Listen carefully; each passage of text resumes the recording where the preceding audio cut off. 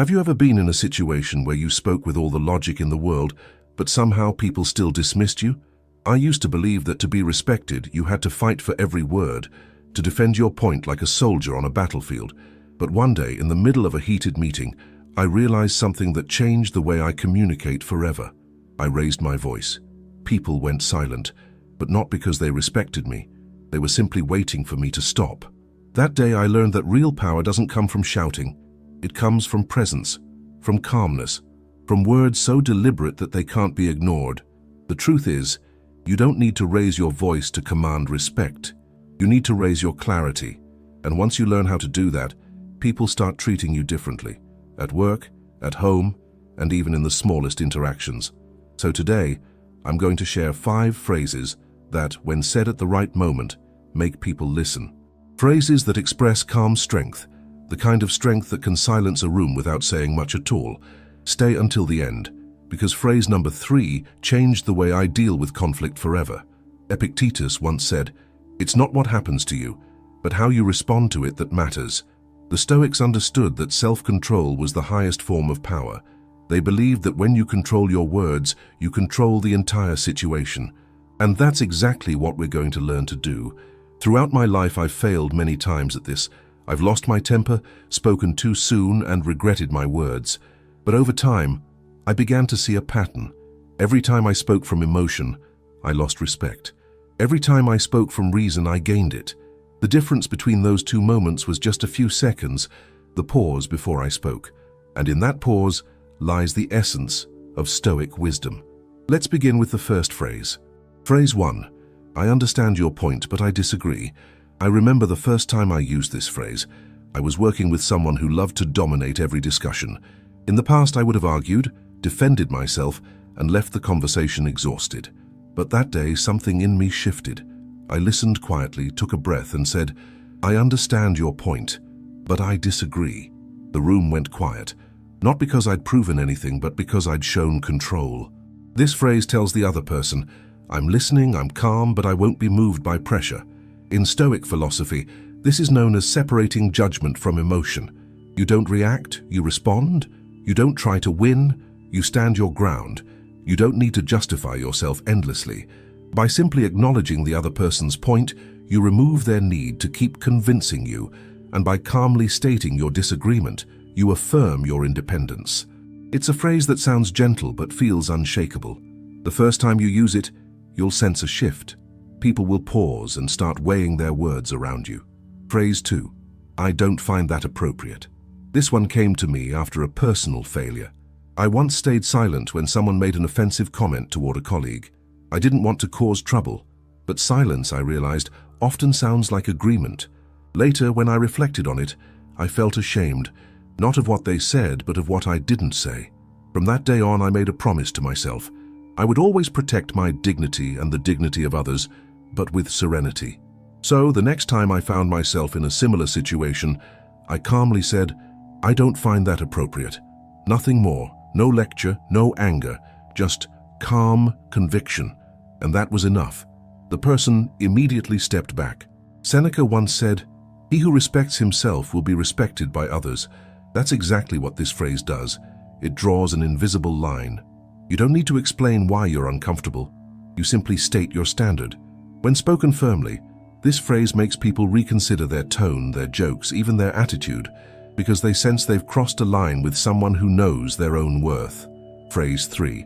Let's talk when we can do so respectfully. This phrase changed my life. Years ago, I was in an argument with someone close to me. Emotions were high, words were flying, and I could feel my heart pounding. I knew that if I kept talking, I'd say something I'd regret. So I stopped, took a deep breath, and said, "Let's talk when we can do so respectfully." Then I walked away. It wasn't easy. My ego wanted the last word.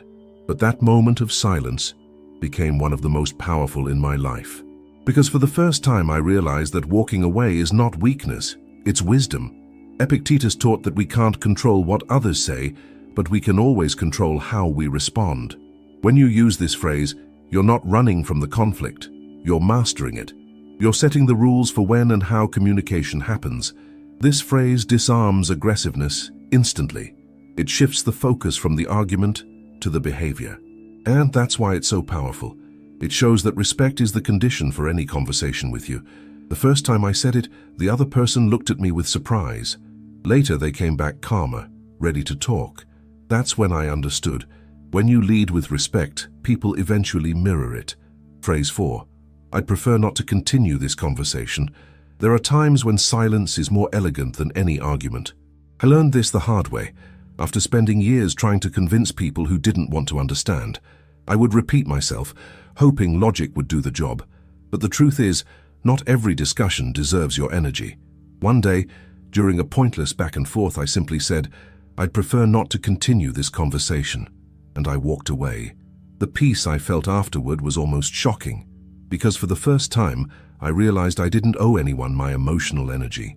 Marcus Aurelius once wrote, "The best revenge is to be unlike him who performed the injury." This phrase embodies that wisdom. You don't need to fight every battle. You just need to choose your silence with purpose. When you say this, you're not rejecting the person, you're rejecting the chaos. And that distinction makes you powerful.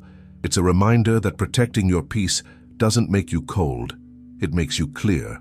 The moment you master this phrase, people start treating your time and presence with new respect because they sense that your attention is something they have to earn. Phrase 5. That's your opinion, and I respect it, but I don't share it. The last phrase is the perfect balance of courtesy and conviction. It's the one I use most often today. There was a time when I would bend my beliefs just to keep the peace. I thought agreeing with everyone made me kind, but it only made me invisible. Then one day, during a discussion about a topic I deeply cared about, I felt that old urge to nod and avoid conflict. But instead I said, "That's your opinion, and I respect it, but I don't share it." The other person paused, and what surprised me most was what came next. They nodded in respect, because people can sense when your calm comes from confidence. Seneca said that to live according to reason is to live in freedom.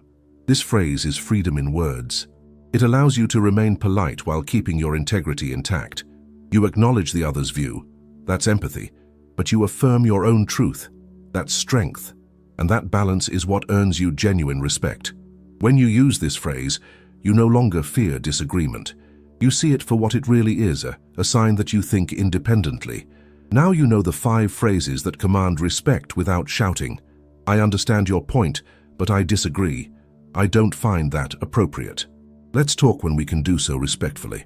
I'd prefer not to continue this conversation. That's your opinion and I respect it, but I don't share it. Each of these sentences is a reflection of something deeper, self-mastery. They don't just change how people see you, they change how you see yourself. Because when you learn to speak calmly under pressure, you prove to yourself that you are no longer ruled by impulse, but by wisdom. In a world that rewards noise, being calm is revolutionary. True respect is not demanded, it's inspired. And it starts with how you speak, with how you choose your words, tone, and silence. The next time someone tries to provoke you, remember this: a storm can't touch the mountain. You don't need to shout to be strong.